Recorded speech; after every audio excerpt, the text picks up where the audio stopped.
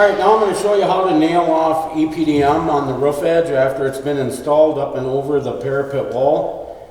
You want to make sure the rubber comes down far enough to cover up all of the woodwork, and then you just simply put a simplex into place.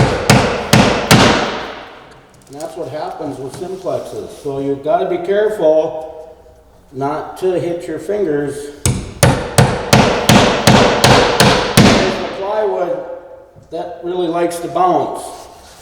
So you want to make sure you got a firm grip on it and hold it in tight to your work. You want to space your simplexes roughly at 12 inches apart.